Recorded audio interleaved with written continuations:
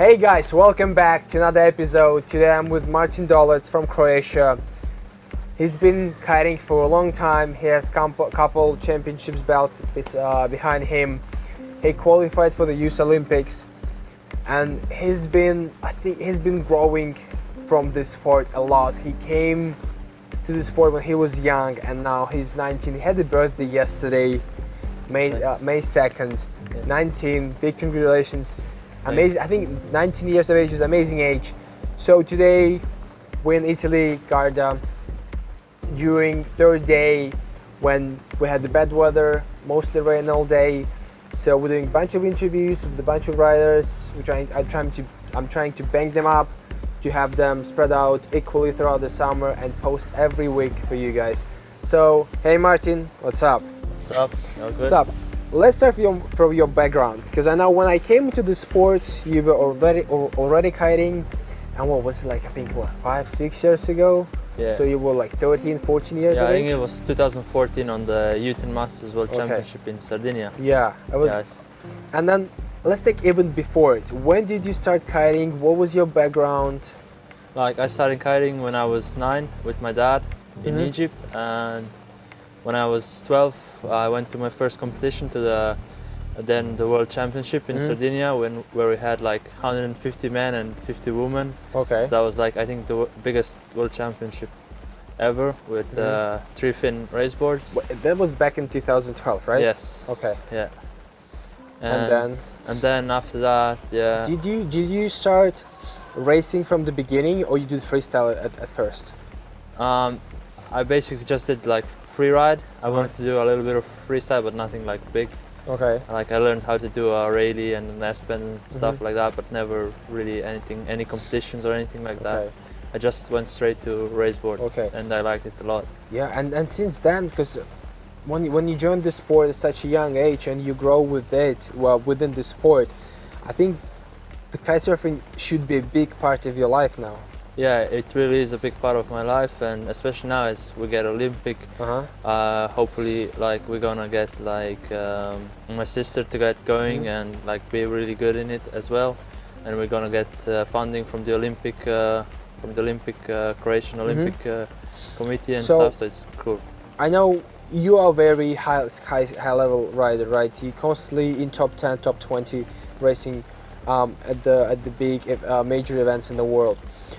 And as we have, we're gonna have a mixed relay team at the Olympics, and you planning for the Croatia, you're planning to be yourself, and right now as the girl, the major is your sister. Yeah. How long has she been training? Yeah, she's just started kiting, like a little bit of foiling, not too much. Like she can't tack or anything. But yeah, I'm like pretty happy with her.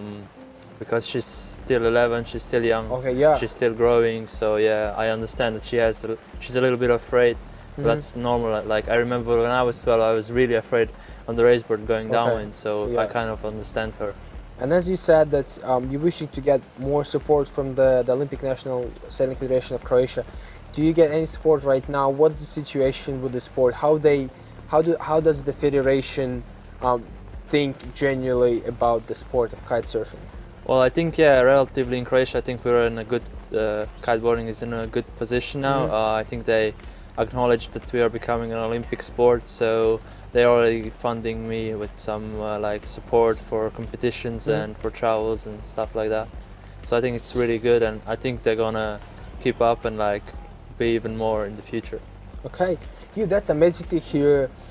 Do you remember how the British sailing, all the team mobilized to create the team for the girls? Yeah. It was like they had 0 girls besides Steph Bridge, and now they have 6-7 of the girls just racing there. Yeah, I think it's amazing. It's incredible. I think also, what do you feel about the relay team format? We ran it yesterday. What was your opinion of it? I think it's fun and interesting. I would like it to be a little bit longer because it's quite short. One round only. It's. It's funny. Yeah. I was speaking to a couple of guys, and they also feel that this should be a bit longer. But I don't know why right now the IKEA representative, they may be thinking of even making it shorter for the spectators. And the only problem with it is that it really reduces the amount of time when you can catch up with someone, because it's right now when it's relay team, it's a proper racing, right? Someone can go ahead, they need to catch up with him, and you usually need the time. So you would like to be a bit more longer? Yeah, I think that would be nicer Maybe for us. Or maybe, you know, make it shorter, but maybe make 2 laps. Yeah, that would be also nice. So it would be more tactical, Yeah. because you would have to do tacks and jibes more often. Could be a good idea, right? Yeah.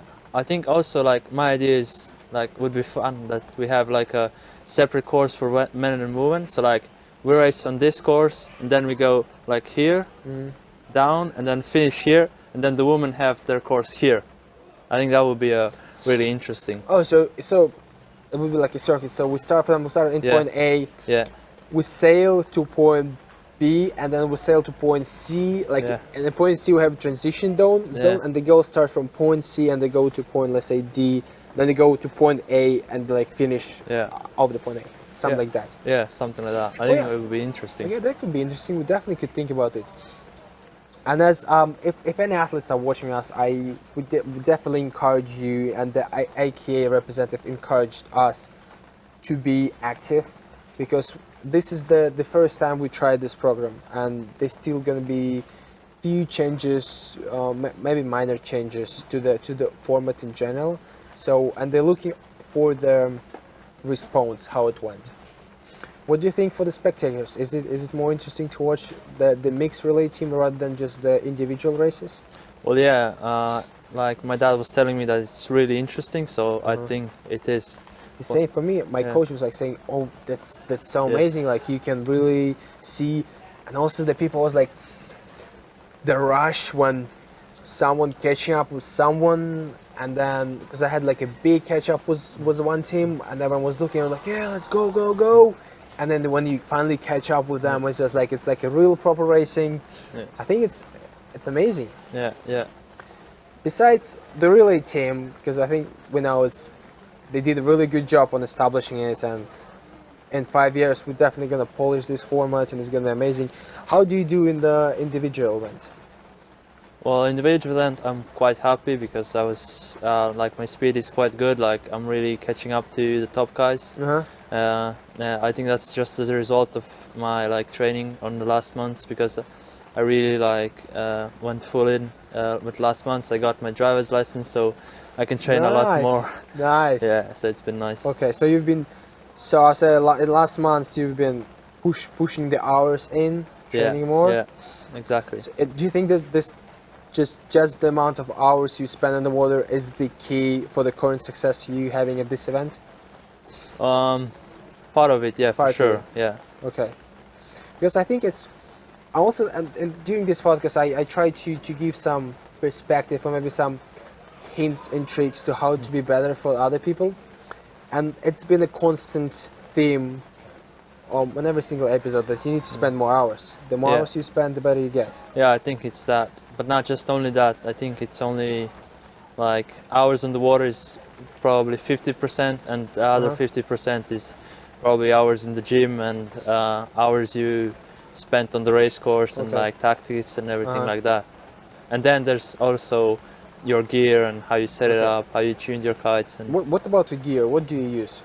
So I use for my kites, I use already 4 years I'm using FLYSURFER, and I'm really happy with them.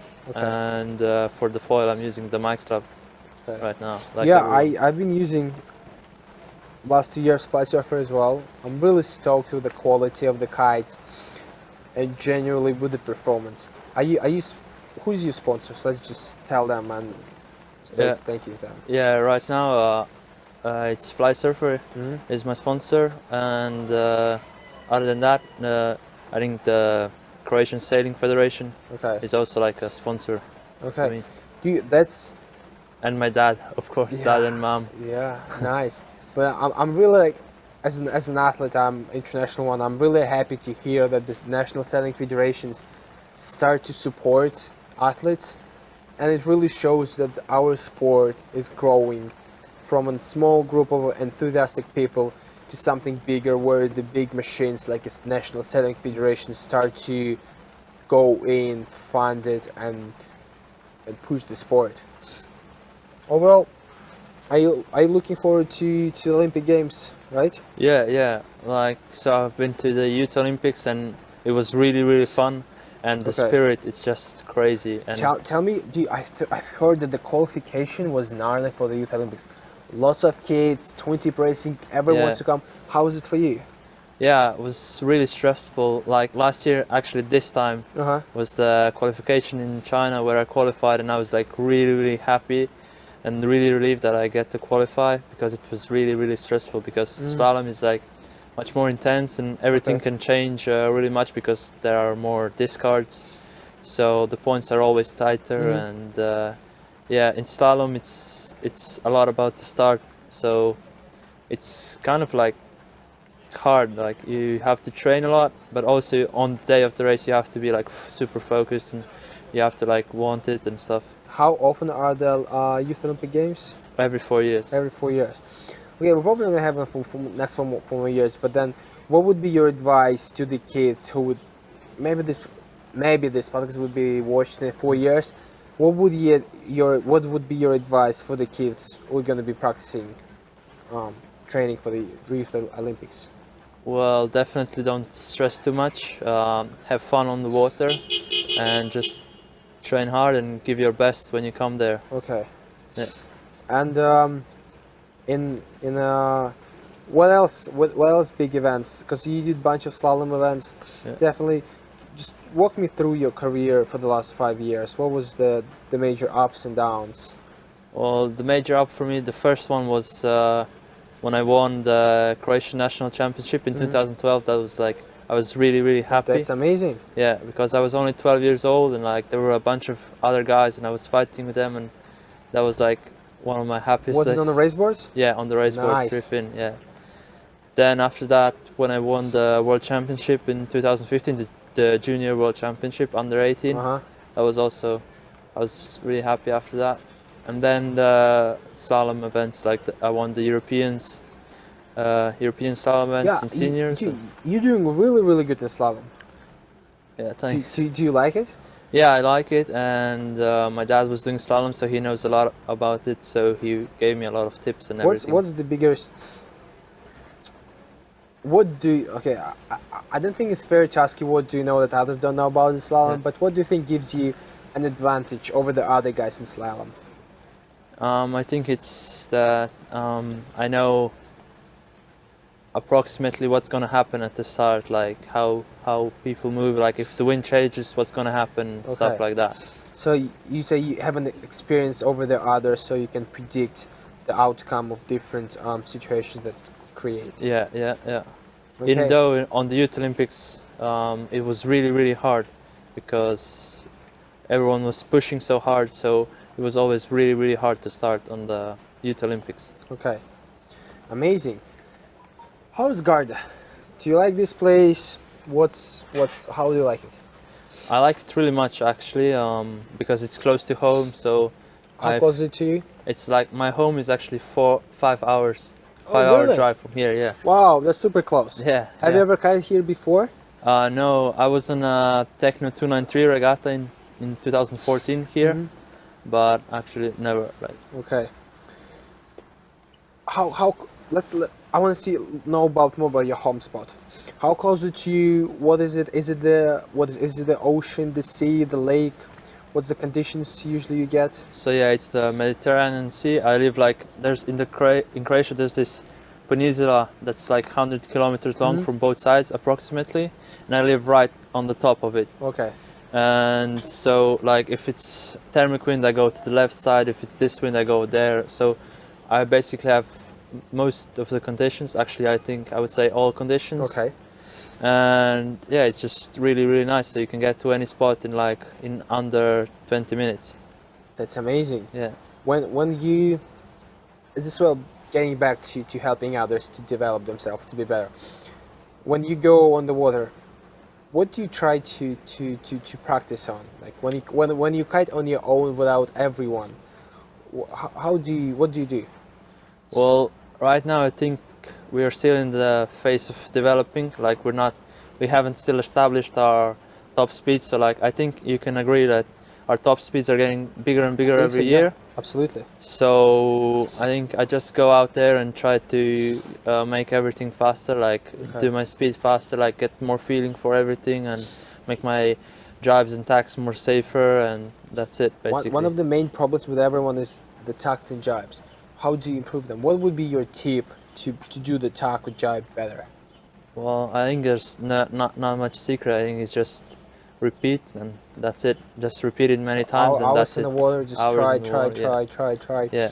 What I like to do, I like to find the videos from different competition and maybe download them and then watch frame by frame how other people do, and try to imagine the tack in my head. Yeah. Well, that was what I was doing. Even now when I try to improve it, I try to imagine it in my head and see how it's gonna go and what's gonna happen. Yeah. Right? Yeah.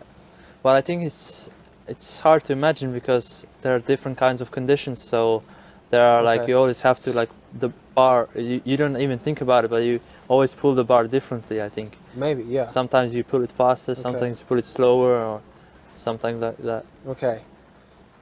What's for this upcoming season, 2019? How many events are you planning to visit? What's going to be your schedule for the rest of the year, if it's not a secret? I'm definitely trying to go to Marseille if I qualify. Okay. And then after that, the Gold Cup. I'm going to do most of the Gold Cups probably. So Italy in end of end of July. And Italy and China, and yeah, the final probably going to be in Italy as well, and somewhere in Paul. Yeah. Are you planning to do the beach games? Yeah, if I qualify, hopefully I'll go there. Okay. Well, look. Thank you. Oh, by the way, what's your Instagram? Martin Dolenc. So we're going to put a link here yeah. on Martin Dolenc. I'm also going to tag you on the Facebook. We're going to tag your sponsors, the FLYSURFER. Who else? Yeah, just FLYSURFER for now. We're also going to tag the Croatian Sailing Federation. Yeah. And I think thank you for supporting us. Yeah. Oh, and actually, I got a board from Axis, so I think there's amazing. Yeah. So we can we gave them the tag. Yeah. It's not a problem. Thank you very much for being here today with me. And look, there's the camera. So you need to look at the camera and say one thing is important right now.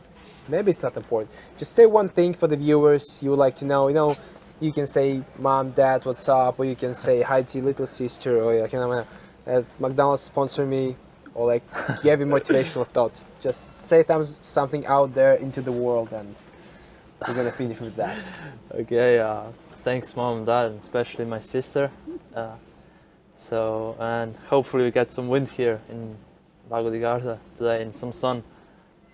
Yeah. Well, that's it, guys. Thank you for this week, for tuning in. We're posting weekly every Wednesday, so comment down below your favorite riders you would like to see here. Any questions about the organization of the events or the new relay team format, and feel free to follow Martin on his socials and DM him for any information you want. So thank you. See you next Wednesday. Bye.